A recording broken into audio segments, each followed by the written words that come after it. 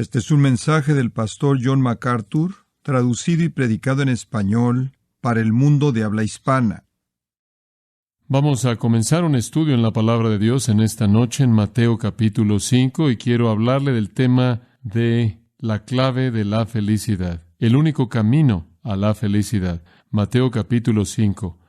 Al llegar a Mateo 5 llegamos a un pasaje conocido de las Escrituras llamado las Bienaventuranzas. Notará usted, comenzando en el versículo 3, la palabra bienaventurados es usada hasta el versículo 11.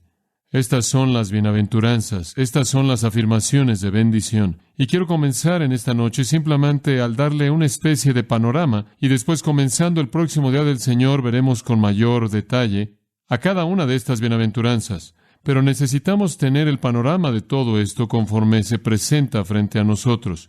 Y para comenzar, reconocemos el hecho de que Jesús está comprometido con proveer la felicidad verdadera. Eso realmente es el punto aquí. El Señor Jesucristo ha venido al mundo para proveerle a hombres y mujeres felicidad real, felicidad duradera. Tristemente, no obstante, no todo el mundo sabe eso, y ciertamente no todo el mundo cree eso. Ni siquiera todo el mundo en su reino ha disfrutado la realidad de esa provisión de felicidad. Pero la felicidad es su preocupación. Es la preocupación de Dios, es la preocupación de Cristo. Y eso se vuelve muy evidente a partir del hecho de que aquí tenemos en Mateo capítulo 5 el primer sermón registrado de Jesús en el Nuevo Testamento, el primer sermón que tenemos registrado, y es un sermón que comienza con el asunto de la felicidad. ¿Por qué digo eso? Porque la palabra bienaventurado significa eso. Hay 9 bienaventuranzas comenzando en el versículo 3 y llegando hasta los versículos de apertura de este gran capítulo. La palabra bienaventurado realmente puede traducirse y con frecuencia en las Escrituras es traducida por la palabra feliz. Y quiero presentarles a usted en los términos más amplios posibles, viéndola desde varios ángulos diferentes. Comencemos explicando el panorama un poco, el escenario un poco, al ver el contexto bíblico. ¿De qué estamos hablando cuando hablamos de bienaventuranza? La palabra griega es makarios y es una palabra conocida, es un adjetivo. Como dije, aparece 9 veces aquí en la introducción al Sermón del Monte, que conocemos como las bienaventuranzas. Pero también aparece en una u otra forma, en una forma cognada, por lo menos 50 veces en el Nuevo Testamento. Y lo mejor que puede ser dicho de la palabra bienaventurado es que describe la condición feliz del alma, la condición contenta del alma. Quizás es parecida a la palabra makar en el griego, la cual significa feliz. También puede ser traducida gozoso. Y eso es exactamente lo que la palabra intenta expresar. Homero, en los escritos griegos antiguos, usó la palabra para describir un hombre rico que estaba satisfecho con todo lo que tenía. Platón la usó para describir un hombre próspero. Tanto Homero como Hesíodo, otro escritor griego, hablaron de los dioses griegos como siendo bienaventurados en sí mismos. Esto es, que estaban en un estado de contentamiento perfecto. Estaban felices con su condición, no afectados, él dijo, por el mundo de los hombres que estaban sujetos a pobreza y debilidad y muerte. Entonces, estamos hablando aquí de contentamiento. Estamos hablando aquí de satisfacción. Estamos hablando aquí de lo que tendemos a llamar felicidad, felicidad interna, una condición de gozo que no es ni el resultado de circunstancias externas, ni es el resultado de alguna influencia externa sujeta a cambio. La mayoría de la gente en el mundo experimentan un poco de felicidad cuando tienen emociones internas que son positivas o cuando tienen circunstancias externas que por el momento son positivas, pero ambas cosas son pasajeras. El significado básico del Nuevo Testamento que estamos viendo es un estado continuo de felicidad, un estado de gozo, un estado de bienaventuranza, un estado de bienestar en el que una persona encuentra satisfacción y contentamiento. Ahora, la palabra también indica virtud, está conectada a los creyentes y queremos que esto quede muy claro desde el principio. Es usada para describir a aquellos que son creyentes. No es usada para describir en ningún lugar en las Escrituras a alguien que no es creyente. Entonces, un estado permanente de felicidad, gozo verdadero y contentamiento, satisfacción, le pertenece únicamente a aquellos que conocen a Dios. De hecho, yendo inclusive más allá de eso, es una palabra para describir a Dios mismo. Salmo 68:35 dice, bendito sea Dios. Salmo 72:18, bendito sea Jehová Dios. Salmo 119:12, bendito eres tú, oh Jehová. En 1 Timoteo 1:11, Pablo habla del evangelio glorioso del Dios bendito. Y después, al final de esa epístola, capítulo 6, versículo 15, Él llama a Dios el bienaventurado y solo soberano, el Rey de reyes y Señor de señores, refiriéndose, claro, a Dios en la forma de Jesucristo. Entonces, Dios por naturaleza está feliz, contento, satisfecho, lleno de gozo y bienaventurado. Y aquellos que le pertenecen a Dios comparten ese mismo gozo. Es una palabra entonces usada de Dios, usada de Cristo, escuche con atención, para describir la naturaleza divina. Y debido a que nosotros como creyentes, según 2 de Pedro 1, versículo 4, somos participantes de la naturaleza divina, entonces se nos puede decir que somos bienaventurados. Somos bienaventurados porque poseemos la vida de Dios por su gracia concedida a nosotros en Cristo. Compartimos en el gozo de Dios. Compartimos en el gozo y satisfacción y felicidad que Dios mismo experimenta. Nadie puede conocer la felicidad verdadera si no es un participante de la naturaleza divina. Entonces, todo lo que vamos a aprender aquí en esta porción de las Escrituras es para cristianos, es para aquellos que creen en el Señor Dios, es para aquellos que han venido a Dios mediante la fe en Jesucristo, es para aquellos que han venido a la cruz para obtener perdón por el pecado, para recibir el regalo no solo de la justicia imputada, sino el regalo de una nueva naturaleza, la naturaleza divina, y por lo tanto pueden entrar en la felicidad verdadera y divina. Una vez que una persona llega a conocer a Dios mediante Cristo, entonces viene esta felicidad. Entonces, para comenzar, viéndola en el contexto más amplio posible, Jesús está hablando de virtud interna. Él no está hablando de algo conectado a una emoción momentánea o a un acontecimiento externo sujeto al cambio. Él está hablando de algo que es característico de gente que le pertenece a Dios. Ahora, todo esto es dado en un momento muy crucial por parte de nuestro Señor, conforme Él inicia el amanecer de una nueva época del nuevo pacto, la nueva época. Este es un punto muy importante, claro, en la historia redentora, conforme el Mesías viene a presentar, a introducir el nuevo pacto, a proveer el nuevo pacto, a proveer el sacrificio del nuevo pacto en su muerte y resurrección. La bienaventuranza verdadera, entonces, está en línea con la provisión de este nuevo pacto. El Antiguo Testamento, por ejemplo, es el libro de Adán y su historia, comenzando en Génesis. Adán fue el primer rey en la historia. De acuerdo con Génesis 1:28, se le dio autoridad sobre toda la creación. No obstante, él fracasó como un rey y hundió a la raza entera en un mar de pecado y depravación. Y el Antiguo Testamento comienza, por así decirlo, con pecado y termina con una maldición. El Antiguo Testamento termina con estas palabras, Malaquías 4:6. Pero yo vengo y hiero la tierra con una maldición. El libro acerca de Adán termina con una maldición. El Nuevo Testamento es un libro acerca del nuevo Adán, Jesucristo, y comienza con una bendición. Y esa bendición está conectada al nuevo pacto. El Nuevo Testamento abre con un contraste asombroso, emocionante, conforme conocemos al nuevo rey, un rey que no va a fracasar en la esfera de su gobierno. Y todo es diferente.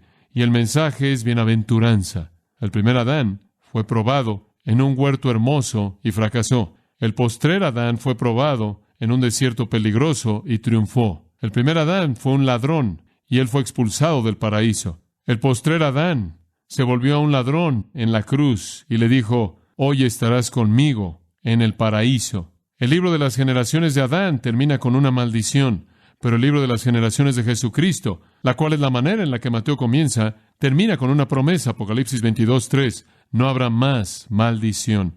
El Antiguo Testamento dio la ley para mostrarle al hombre su miseria. El Nuevo Testamento da la vida de Cristo para mostrarle al hombre la felicidad verdadera. Entonces Mateo presenta al Rey, quien revierte la tragedia de la caída de Adán y nos hace súbditos de su reino glorioso. Apocalipsis 1:5 y 6 lo expresa de esta manera: al que nos amó y nos lavó de nuestros pecados en su propia sangre y nos ha hecho reyes y sacerdotes para Dios su Padre. Entonces el Nuevo Testamento está centrado en bienaventuranza, está centrado en felicidad, está centrado en satisfacción, está centrado en satisfacción. No obstante, únicamente es para el pueblo del Rey. Esta felicidad está reservada para aquellos que son participantes de la naturaleza divina, quienes comparten la felicidad misma de Dios. Ese es el contexto bíblico general de la palabra bienaventurado. Permítame hablar del contexto en el libro de Mateo mismo. Mateo trata de la llegada del Rey. Conforme el Nuevo Testamento abre, Mateo se concentra en Cristo el Rey habiendo llegado. Y la felicidad real es la preocupación del Rey. Él ha venido para traer felicidad. Él ha venido para traer felicidad a los súbditos de su reino, aquellos sobre quienes Él reina.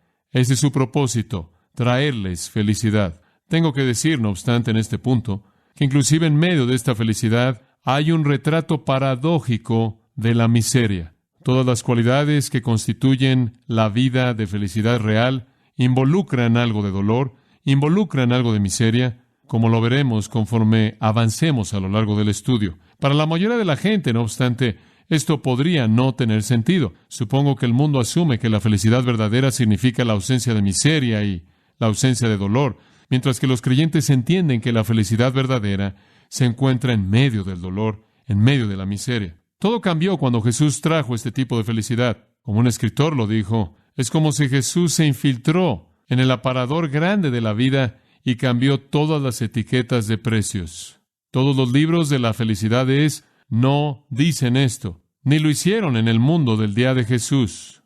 La felicidad es el hombre exitoso, la felicidad es la persona rica, la felicidad es la persona enamorada, la felicidad es el que puede empujar a todo mundo, quitarlos de su camino y llegar a tener lo que Él quiere, cuando Él quiere, en donde Él quiere.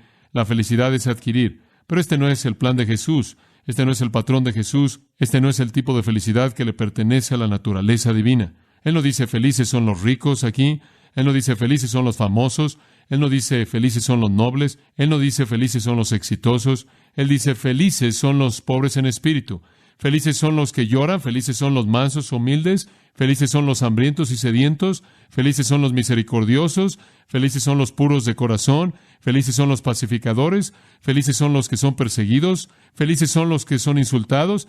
Es algo paradójico ver este tipo de felicidad. Si usted está buscando el mismo tipo que el mundo diseñó, no está aquí. No está aquí. El árbol de la felicidad que crece en la tierra maldita no es en absoluto nada como la felicidad que Dios nos ofrece en Cristo. Salomón ciertamente es una ilustración clásica de eso, si no es que es la más clásica. Su descendencia era de la línea real de David y nadie pudo haber sido más noble que eso. Él fue el hijo de un rey que tuvo el derecho a reinar. Su palacio literalmente era el palacio de la tierra en la ciudad de Dios. Su riqueza imposible de medir con tesoros tan vastos que la plata era tan común como las rocas. Su placer fue fabuloso. Alimento, establos, caballos, edificios, siervos, viñedos, estanques de peces, jardines, por no decir nada de casi un grupo interminable de mujeres. Su inteligencia sin paralelos en el mundo de los hombres. Él fue el más sabio de todos los hombres. ¿Pero acaso Él encontró felicidad ahí? No. Él encontró ahí vaciedad. Lea las reflexiones de Salomón en el libro de Eclesiastés. Y todo era vacío e inútil. Todo es vanidad, él dijo una y otra vez. Y eso es debido a una verdad del Nuevo Testamento. La vida de un hombre no consiste en la abundancia de las cosas que él posee. Esa no es la clave de la felicidad. Otra enseñanza del Nuevo Testamento es que la que vive en placer está muerta mientras que vive. El placer no es el camino a la felicidad. Las posesiones no son el camino a la felicidad. Es ridículo pasar su vida entera tratando de encontrar la felicidad en las cosas que van a terminar en la basura. La felicidad nunca se encuentra en la tierra maldita y realmente nunca en últimas y finalmente se encuentra en el sistema malo. ¿Por qué? Porque las cosas físicas no tocan el alma. Usted no puede satisfacer una necesidad espiritual con una sustancia física. Cualquier persona que tiene un anhelo profundo de felicidad verdadera está insatisfecho con cualquier cosa material. Cosas que no pueden calmar el corazón. Cosas que no pueden traer paz al corazón. En una tormenta no pueden proveer ninguna felicidad verdadera, duradera. Usted no puede poner aceite en un espíritu herido. Cuando Saulo estaba afligido, recuerde usted, todas las joyas de su corona no pudieron consolarlo ni por un momento. El rey Belsasar, según el libro de Daniel, estaba disfrutando de la vida, bebiendo. Él bebió vino, dice, en los vasos de oro del templo, pero cuando la figura de la mano de un hombre apareció y escribió Mene, Mene, Tekel, Uparsin en la pared, ha sido pesado en la balanza y has hallado falto. Dice que su rostro cambió, su vino se amargó, su alimento se corrompió en su estómago porque no hubo felicidad real en su alma. Uno de los santos puritanos, llamado Thomas Watson, dijo, las cosas de este mundo no van a mantener sin aflicción de espíritu más que un pedazo de papel detendrá una bala.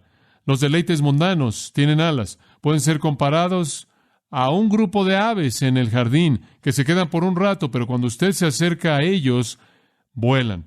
Entonces las riquezas se harán alas como un águila. Proverbios 23:5. Son como el meteoro que pasa, pero se gasta y se aniquila a sí mismo. Son como un castillo hecho de nieve que está debajo de los rayos del sol. Fin de la cita. Las cosas externas no traen consuelo permanente al alma. Eclesiastés 5:3, escuche lo que Salomón dijo: las riquezas se guardan para el daño de sus dueños. Son un combustible de soberbia, combustible para la lujuria, son una trampa, son un lazo en una trampa, ahogan la palabra de Dios, despedazan nuestras almas como las espinas despedazan nuestra ropa, pero las riquezas no traen felicidad verdadera. Y lo que Dios nos está diciendo mediante las palabras mismas de Jesús en este pasaje es que usted no puede hallar felicidad verdadera en los caminos del mundo, en lo que ellos poseen o en su filosofía. Usted no puede buscar a los vivos entre los muertos. La felicidad no está aquí en este mundo. El mundo no la puede traer, no la puede ofrecer, no la puede proveer. Es espiritual en su naturaleza. Pertenece en esencia a la naturaleza de Dios y únicamente es disfrutada por aquellos que comparten su naturaleza. Jesús vino como el Rey para presentar esta verdad tremenda.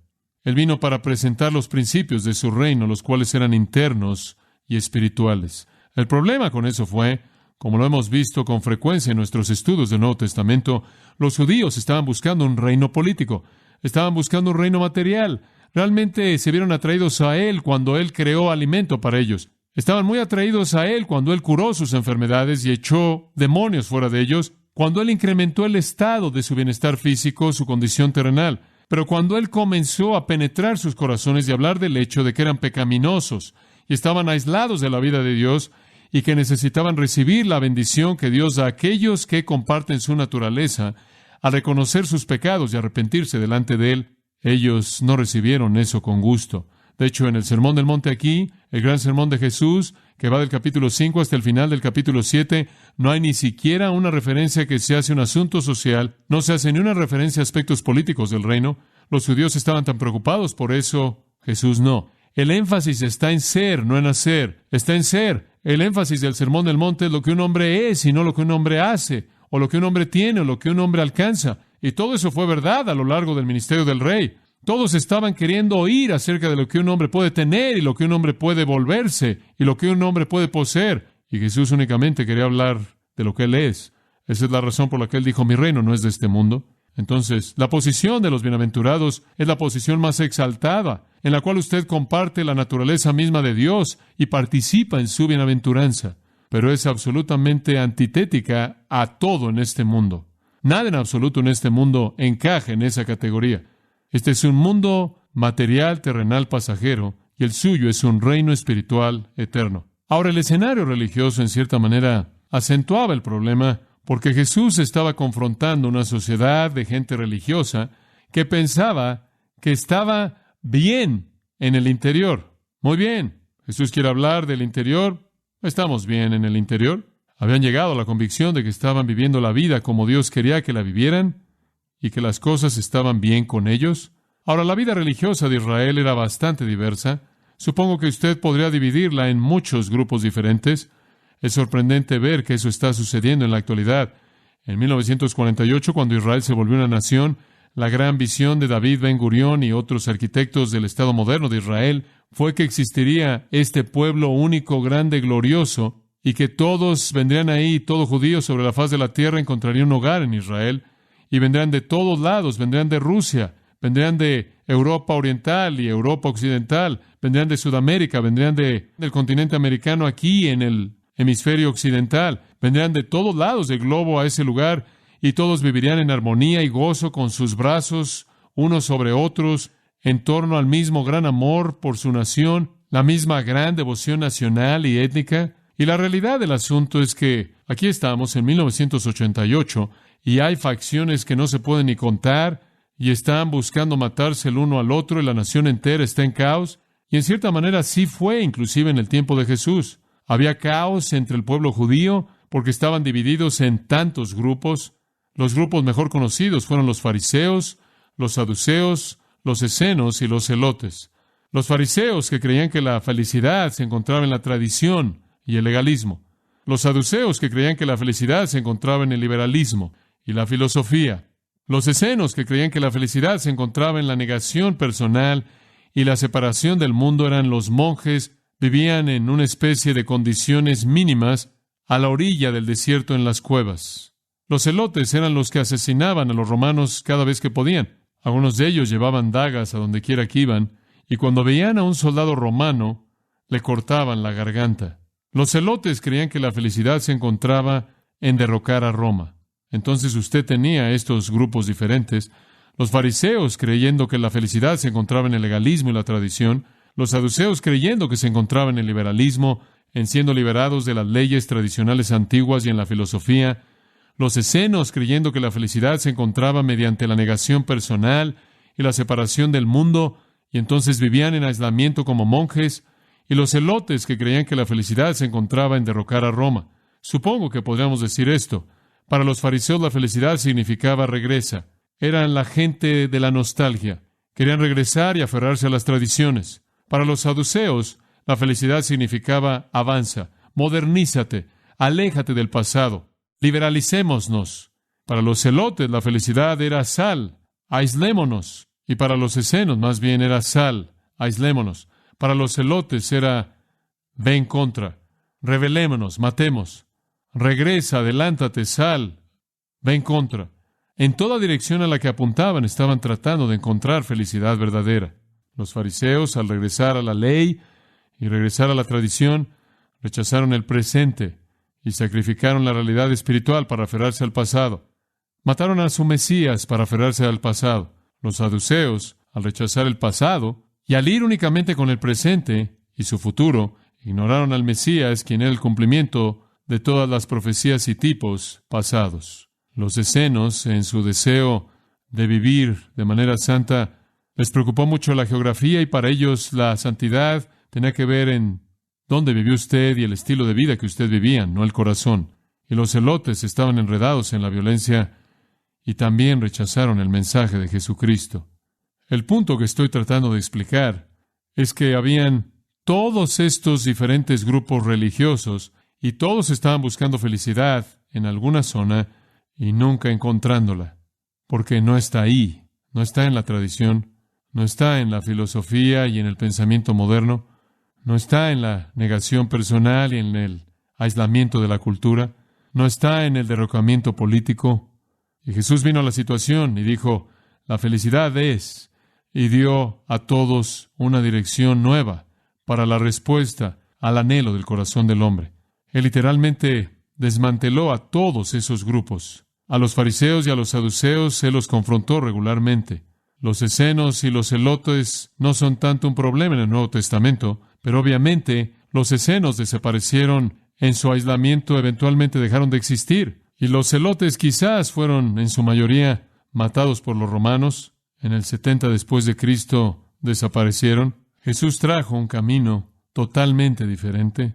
Él trajo un camino de felicidad que tenía que ver con el corazón y nada más. Con eso veamos el versículo 1 por un momento y veamos cómo comienza esto. Viendo la multitud, subió al monte y sentándose, vinieron a él sus discípulos. Y abriendo su boca les enseñaba, diciendo, bienaventurados, bienaventurados, bienaventurados, bienaventurados, bienaventurados, bienaventurados y demás. Para dominar este sermón, para entender las bienaventuranzas, usted tiene que entender que Jesús estaba diciendo algo diferente de lo que esas personas estaban acostumbradas a oír, e inclusive lo que los discípulos estaban esperando oír. Él estaba hablando de una felicidad interna que solo Dios puede conceder, y Él se la concede a la gente menos probable que la tenga.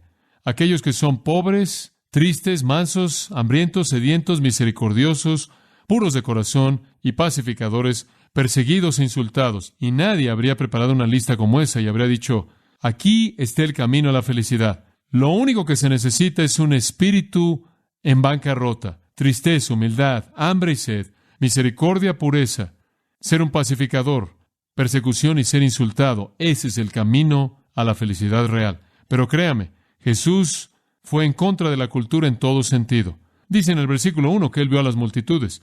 Y Él siempre se preocupaba por las multitudes, siempre llenaban su corazón de empatía y un deseo profundo de ayudarlos. Claro que Él lloró más adelante en su ministerio, cuando Él vio a las multitudes y las vio como ovejas sin pastor. No venían a Él sin importar cómo Él había tratado de congregarlas. Él se preocupaba por ellas. Cuando tuvieron hambre, las alimentó. Cuando estuvieron enfermos, los sanó. Cuando estuvieron poseídos por demonios, los libró. Se preocupó por ellos. Cuando fueron ignorantes, se esforzó por enseñarles. Y había una atracción maravillosa en Él que atraía a las multitudes. Vinieron a Él. De hecho, observe el final del capítulo 4, versículo 23. Jesús iba por toda Galilea enseñando en sus sinagogas y proclamando el Evangelio del Reino y sanando todo tipo de enfermedad y todo tipo de aflicción entre el pueblo. Y las noticias de Él salieron por toda Siria al este y le trajeron todos los que estaban enfermos, afligidos por varias enfermedades y dolores, endemoniados, epilépticos, paralíticos, y Él los sanó, y grandes multitudes los seguían de Galilea y Decápolis, y Jerusalén, y Judea, y más allá del Jordán. Realmente Él estaba acumulando una multitud enorme, de todo tipo de gente, de toda clase de personas. Habían fariseos y publicanos, habían ritualistas y legalistas, junto con rameras y prostitutas, habían eruditos y estaban los analfabetas, estaban los refinados y estaban los degradados, estaban los ricos y los mendigos, estaban los que estaban bien y los que estaban enfermos, habían hombres y mujeres. Él era el que atraía a todo hombre, y Él les trajo el mensaje del Evangelio del Reino, las buenas nuevas de que Dios tenía un reino, y ellos podían entrar en ese reino. Era un reino espiritual, y ellos podían entrar en ese reino. Había un camino a la felicidad verdadera. Había un camino para compartir la naturaleza misma de Dios. Entonces la multitud estaba congregada. Pero en realidad eran una especie de audiencia secundaria, porque dice que Él subió al monte. Ese es un monte en algún lugar en la costa norte de Galilea. Hay un lugar tradicional que se cree que fue el lugar donde Jesús dio el sermón del monte. Ese no es el lugar exacto, ciertamente está cercano. Yo he estado ahí en ese mismo lugar y he predicado el sermón del monte varias veces.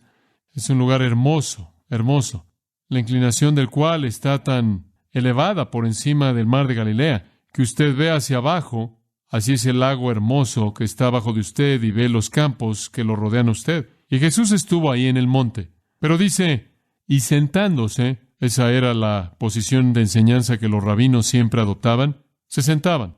Sus discípulos vinieron a Él y abriendo su boca, les enseñaba diciendo, y simplemente señalo eso, porque aunque la multitud estaba ahí, los más cercanos a Jesús eran los discípulos, y la multitud únicamente oyó el sermón de una manera secundaria. Probablemente entre más alejados estaban de Jesús, esta cantidad enorme de personas menos lo oían porque Jesús estaba sentado, y Él habría estado arriba de ellos y Él estaba sentado en esa pendiente del monte, porque al haber estado sentado inclusive, la multitud habría estado abajo de Él porque la inclinación es así de severa. Pero entre más distantes estaban, quizás ni siquiera habrían oído todo, pero los discípulos estaban cerca y habrían oído cada palabra que Él habló, y esa fue su intención. Porque, como le dije antes, esta felicidad de la que Él estaba hablando, esta bienaventuranza que Él ofreció, le pertenecía únicamente a aquellos que le pertenecían a Dios. Únicamente a aquellos que le pertenecían a Dios. Únicamente los hijos del reino podían entender esto. Únicamente los hijos del reino podían tener esta felicidad. Entonces, conforme Jesús comienza a hablar de felicidad, Él quiere que la gente entienda lo que Él quiere decir, y Él le habla a los suyos. Entonces, conforme Jesús comienza a hablar de felicidad, Él le habla a las personas que van a entender lo que Él quiere decir. Él le habla a los suyos. Él le habla a sus discípulos. Y más allá de ellos, ciertamente la multitud podría haber oído, y habría oído, y quizás no lo habría entendido de manera tan clara si es que lo hubiera llegado a entender. Y entre más atrás estaban en la multitud, usted podría haber oído a la gente decir, ¿qué dijo? ¿Qué está diciendo? Bueno, no puedo oírlo. ¿Qué quiere decir? Y conforme se hablaban hacia atrás, no habrá sido tan claro como Él lo habló inicialmente. Pero los discípulos necesitaban oír el mensaje porque realmente era un mensaje diseñado para ellos. Él adoptó la posición oficial rabínica judía, se sentó, comenzó a enseñar. El objetivo primordial, le vuelvo a recordar a usted, fue los discípulos. ¿Quiénes habrían sido? Bueno, habrían sido los 12 para comenzar, y después habrían sido los otros que lo estaban siguiendo en fe, creyentes verdaderos. Ellos son los Mathete. Esa es la palabra usada aquí, seguidores. El mensaje es para todos en toda época. El mensaje es para todos, pero únicamente puede ser entendido y comprendido por aquellos en quienes Dios ha operado poderosamente y en su gracia para transformar sus corazones. Se reunieron en torno a Jesús con corazones que creían y oídos que oían y podían entender lo que Él estaba diciendo. Y también los otros, pero no de manera tan clara hasta que Dios llevó a cabo su obra de manera maravillosa en sus corazones. Entonces Jesús le habla, y también podían los otros, pero no tan bien hasta que Dios llevó a cabo su obra de manera maravillosa en sus corazones. Entonces Jesús le habla primordialmente a las almas que son leales a su reino, para que ellos entiendan los principios de la felicidad verdadera. Dichos principios ya son una realidad en sus vidas, conforme ellos habían venido a creer la verdad, tal como Cristo la predicó. Él le habla entonces a almas leales, primordialmente. Y este entonces es un mensaje para nosotros que somos creyentes, para recordarnos del mensaje que el Rey predica, para que podamos transmitirlo al resto. Se convertiría entonces en la responsabilidad de los discípulos de ir a esta multitud conforme salieron de Cristo y salieron a predicar. Ellos habrían ido de regreso a esta multitud en donde quiera que estuvieran, y fuera cual fuera la ciudad o lugar, ellos predicarían lo que ellos habrían aprendido de los labios de Jesús. El arzobispo Magee, ya en sus últimos años, dijo en una ocasión en Inglaterra, una vez dijo que era imposible conducir los asuntos de la nación inglesa en base al Sermón del Monte, porque la nación no era leal al rey. Este gran Sermón del Monte, en Mateo 5 al 7, únicamente se aplica a súbditos leales. Eso es algo interesante, porque si usted en la actualidad de manera típica habla con alguien en el mundo religioso que no es salvo, que no está convertido verdaderamente, pero está en el ambiente religioso, enseñan teología en una universidad o seminario, enseñan la Biblia, es un pastor preparado en términos liberales o lo que sea, pero no conoce al Señor, pero en cierta manera nombra su nombre y están en el mundo cristiano, invariablemente regresan al Sermón del Monte y ciertamente acapan ahí y dicen, bueno, ciertamente el Sermón del Monte lo proclamamos y lo creemos porque es este gran tratado ético. La realidad es que no lo entienden en absoluto. Por no ser súbditos leales al rey, no pueden comprender el manifiesto del rey. La gente ha tratado de aplicar el Sermón del Monte, inclusive las bienaventuranzas, socialmente. Han tratado de aplicar esto en cierta manera externa, de una manera social. Se ha convertido en una especie de evangelio social, pero ese esfuerzo está condenado al fracaso. Y creo que el evangelio social está bastante condenado al fracaso en la actualidad. No está teniendo mucho éxito. Este no es un evangelio social, este no es un mensaje ético. Esto no es algo que está tratando de llamar a la gente a un nivel más elevado de devoción humana. Este es un mensaje que le dice a la gente cómo entrar en el reino de Dios. Y le recuerda a los discípulos de la actitud que ellos tuvieron cuando vinieron a esta felicidad, y ese es el mensaje que deben predicar. Él dice, debes decirle a la gente que si quiere ser feliz, tiene que ser pobre en espíritu. Si quiere ser feliz, tiene que llorar. Si quieren ser felices, tienen que ser mansos, humildes. Si quieren ser felices, deben tener hambre y sed. Si quieren ser felices, deben ser misericordiosos, puros de corazón, pacificadores. Tienen que sufrir persecución e insulto. Extraño, pero algunos evangélicos han tomado el Sermón del Monte y se han objetado a él porque dicen, es demasiado difícil, dicen, usted sabe, Mateo 5:48, Jesús dice, sed pues vosotros perfectos como vuestro Padre que está en los cielos es perfecto. Y ni siquiera les gustan las bienaventuranzas. Hay muchos evangélicos, pensamos que las bienaventuranzas son demasiado difíciles porque se oye como si quieres entrar al reino, tienes que pasar por todos estos tipos de actitudes para recibir la bendición de Dios que trae esta felicidad verdadera. Y no nos gusta eso porque el ser salvo no debe ser difícil, no debe ser una experiencia tan molesta como esta, no debe haber una evaluación del alma como esta, no debe haber una pobreza de espíritu y un lloro y mansedumbre y tener hambre y sed de justicia y todo eso. Eso se oye como obras presalvación y venir a Cristo debe ser algo fácil cuando usted únicamente recibe el regalo. Y entonces hay evangélicos que dicen, bueno, ni siquiera pensamos que el Sermón del Monte se aplica a nosotros en la actualidad. Simplemente lo vamos a tomar y lo vamos a empujar al reino milenario y vamos a aplicarlo en el reino milenario. Pero el texto no dice eso. No está ahí. En ningún lugar en este Sermón del Monte, en ningún lugar en estas bienaventuranzas dice, por cierto, señores, Asegúrense de que la gente que viene detrás de ustedes sepan que esto no se aplica a ellos. De hecho, Jesús le habló a gente en un mundo real, así como nuestro mundo, y también Él prometió persecución y no habrá persecución en el reino milenario. Mateo 5:44 dice, vas a tener enemigos y va a haber persecución. Eso no tiene sentido en el reino. No va a haber ninguna persecución en el reino. Vamos a reinar con Cristo. Y la única persecución va a ser cuando el rey reine con vara de hierro en los impíos. Además, todos los mismos principios que están en el Sermón del Monte y en las Bienaventuranzas están también por todas las Escrituras y en particular también en el Nuevo Testamento. Esto no es algo que tiene que ser relegado a algún reino futuro en la tierra. Simplemente es esto.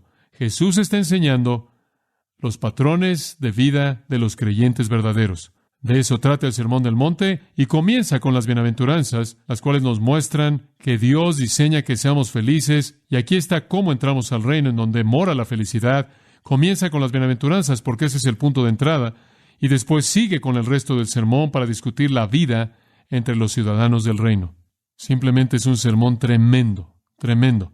No vamos a cubrir todo el sermón únicamente por ahora las Bienaventuranzas. Vamos a entrar un poco más una vez que entremos a nuestro estudio del Evangelio de Lucas. Pero Jesús está diciendo, felices son las personas que tienen las actitudes correctas. ¿Puedo hacer que usted entienda eso? Y vamos a dejar eso en esta noche. Nuestro tiempo se acabó. Es cuestión de actitudes. No es lo que usted posee. Es pobreza de espíritu, llorar, gentileza, hambre y sed de justicia, misericordia, pureza, paz. Son actitudes lo que produce felicidad. Son actitudes que son semejantes a Dios, que literalmente vienen a nosotros debido a que Él comparte su naturaleza divina con nosotros. Jesús estaba diciendo la felicidad entonces comienza desde el interior y sale al exterior. Inclusive en donde hay sufrimiento y tristeza, la felicidad no es cancelada. De hecho, generalmente es ayudada e incrementada. Bueno, hay mucho más que podría decir de eso, pero dejémoslo hasta ahí para esta noche. La secuencia se la voy a dar y después comenzaremos la próxima semana. La secuencia lleva del primer paso de entrar en una relación con Dios que produce felicidad, y esa es ser pobre en espíritu. Eso es simplemente admitir bancarrota espiritual. Eso lleva a enfrentar mi actitud hacia mi bancarrota espiritual. La bancarrota espiritual simplemente significa estoy en pecado y nada más. Y eso lleva a llorar por mi pecado, y la conciencia de mi pecado y la tristeza por mi pecado me lleva a la mansedumbre. Me siento pequeño, insignificante, ante el rostro de un Dios santo. Y eso lleva a un hambre y sed por una justicia que sé que necesito y no tengo. Y cuando esa justicia se manifiesta a sí misma a mí, se manifiesta a sí misma en misericordia, pureza y en ser un pacificador, y en una disposición a sufrir persecución e insulto. Ese es el flujo de estas bienaventuranzas. Es una secuencia rica y profunda. No creo que hay nada más instructivo en toda la enseñanza de Jesús, en el área del evangelismo y la entrada al reino, que estas bienaventuranzas. Y con tanta frecuencia únicamente son hechas a un lado o presentadas como una especie de afirmaciones éticas o afirmaciones sociales. No lo son. Son verdades orientadas a la salvación. Y vamos a ver cómo se desarrolla eso. Y una vez claro que entremos y tengamos esta bienaventuranza, compartimos, por así decirlo, la naturaleza divina. El versículo 13 dice, nos volvemos la sal de la tierra. El versículo 14 dice, nos volvemos la luz del mundo. Entonces nos convertimos en lo que el mundo necesita, sal y luz. Entonces no solo hay felicidad provista para nosotros aquí, sino gran utilidad. Es el estándar de Dios para vivir en su reino, para que podamos ser felices y para que otros puedan ser influenciados para la gloria de Dios y su salvación conforme vivimos como sal y luz. Bueno, ese es el panorama general. La semana próxima comenzaremos con la bienaventuranza número 1. Bienaventurados los pobres en espíritu, porque de ellos es el reino de los cielos. Padre nuestro, de nuevo, el día de hoy ha sido un día rico y maravilloso, y te agradecemos tanto por él.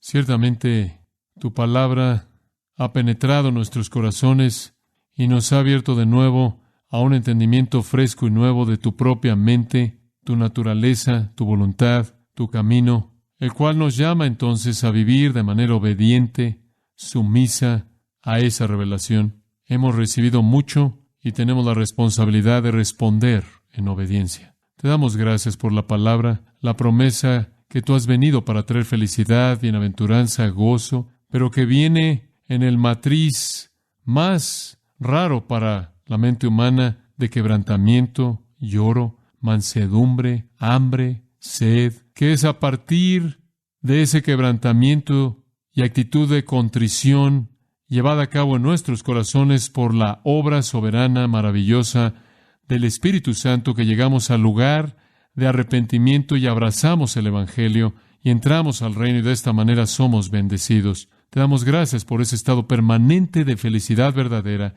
que existe en la profundidad de nuestra alma, porque compartimos tu naturaleza divina y podemos, con Pablo, decir, regocijaos siempre. Otra vez digo, regocijaos, porque nuestro gozo no está conectado con ninguna emoción pasajera o circunstancia cambiante, sino en una relación permanente y eterna que tú has determinado establecer con nosotros por tu misericordia. Te agradecemos por ello y oramos, oh Dios, porque nos ayudes a disfrutar la felicidad que es nuestra, a disfrutar la bendición de conocerte, a que eso no sea robado como el salmista que clamó en medio de su pecado, restáurame el gozo de tu salvación. Señor, es tan fácil para nosotros volvernos infelices, perder la bendición y el gozo de nuestra salvación debido al pecado. Oh Señor, ayúdanos a vivir con la plenitud de gozo conforme respondemos en obediencia a tu palabra, la cual ha sido escrita para que nuestro gozo sea cumplido. Te agradecemos por el hecho de que tú deseas que seamos felices, que estemos contentos, satisfechos, que seamos bendecidos, y porque nos has llamado a esto por la gracia dulce que nos fue concedida a nosotros en Cristo en el momento de nuestra conversión. Y ahora deseamos disfrutar eso, entrar en la plenitud de esto, mediante la obediencia y la fidelidad. Y Señor, también que aprendamos, a partir del estudio de las bienaventuranzas, a cómo proclamar esto a otros, para que los llamemos a una respuesta apropiada al Evangelio, a su propia condición pecaminosa, para que de esta manera puedan entrar en esta felicidad que disfrutamos y disfruten para siempre. Te agradeceremos en el nombre de Cristo. Amén. Usted ha escuchado